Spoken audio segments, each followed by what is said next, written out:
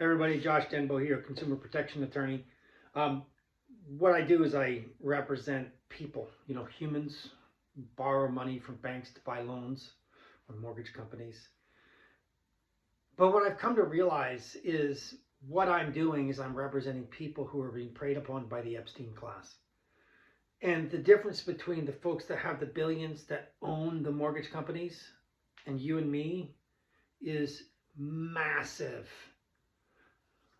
The wealth disparity is huge. And we already know from the horrific Epstein saga and other things about how these true upper, billionaires seem to operate above the law. And I think that's changing. I hope.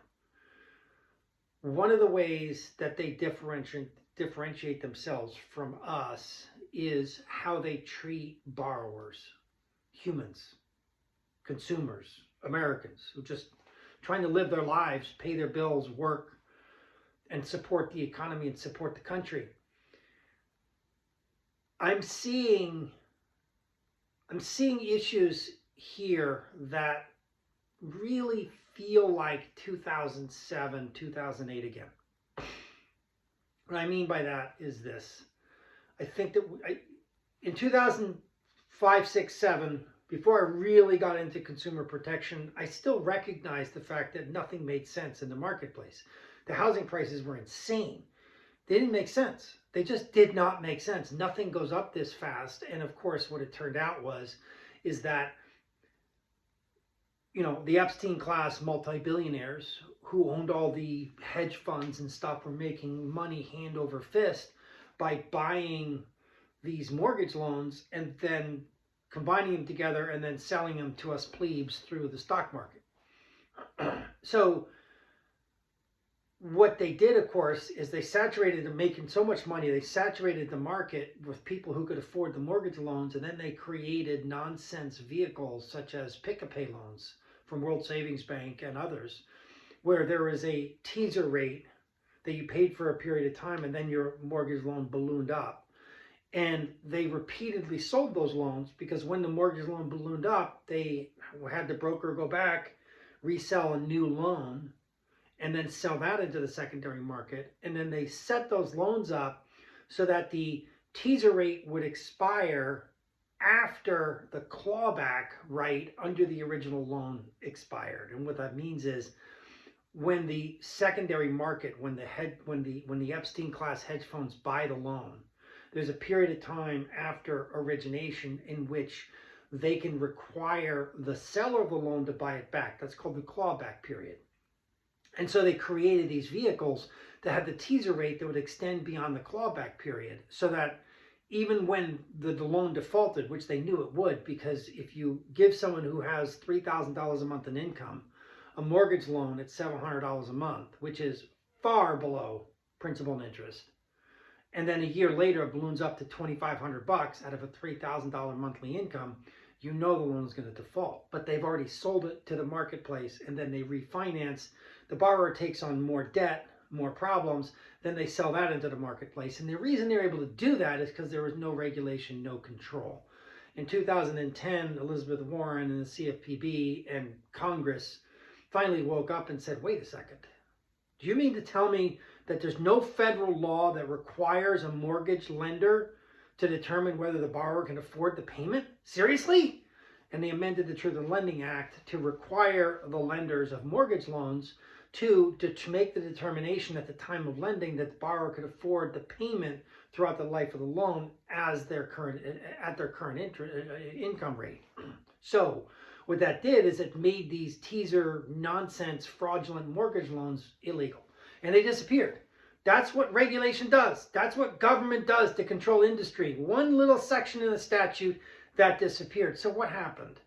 It took industry, the Epstein class again, to figure out a bunch of ways to get around this. They couldn't do it through mortgage loans. They could do it through auto loans. I'll talk about that later. But they created this private banking situation. And the private banking situation is outside of Wall Street, and it's not really loans to mortgages. They gave people the opportunity to buy into these companies that invested in other companies. And the idea was, oh my God, business is better than government. Business always makes money. Government, just get out of the way. Let's get around the Truth in Lending Act. We don't need this nonsense. Don't control us. We know how to run the world. Well, we being the Epstein class know how to run the world for our benefit, not yours or mine. So what's happened is, because there was no regulation, because there was no oversight, you're starting to see the private banking companies start to collapse because the collateral appears to have non-existent or overvalued or double pledged or all kinds of games played. It's exactly what happened in 2003 through 7. They got caught in 2008 and 9. Is it going to be as bad as 2008? I don't know. But it's definitely not good. And if past is prologue, the Epstein class is going to try to make you and me hold the bag through government bailouts, through higher taxes on the middle class, to avoiding liability to the folks that benefited from the system and invested in the system and owned the system, the Epstein class. Now, there are tax ramifications here that we can do to resolve this, to make things fairer, as in taxing wealth instead of income, because right now, hardworking people who work pay taxes, people who have assets do not, and that's wrong. But putting that aside for a second, just everybody be aware that I am on the ground. I am seeing people's lives as they're affected day in, day out, and I don't know anybody who sees what I see, because nobody on Wall Street actually spends the time to sit and talk to consumers. They look at spreadsheets. They look at financial data. They look at all these kinds of things that are probably important, but they don't see what people are going through, what folks who are trying to pay their bills go through. I see it every day.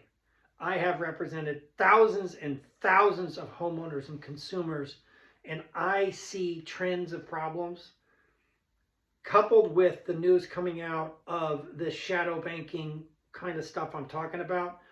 I think we're heading towards a potential problem, and I hope I'm wrong, but I don't think I'm wrong. And it's just a public service announcement, I suppose.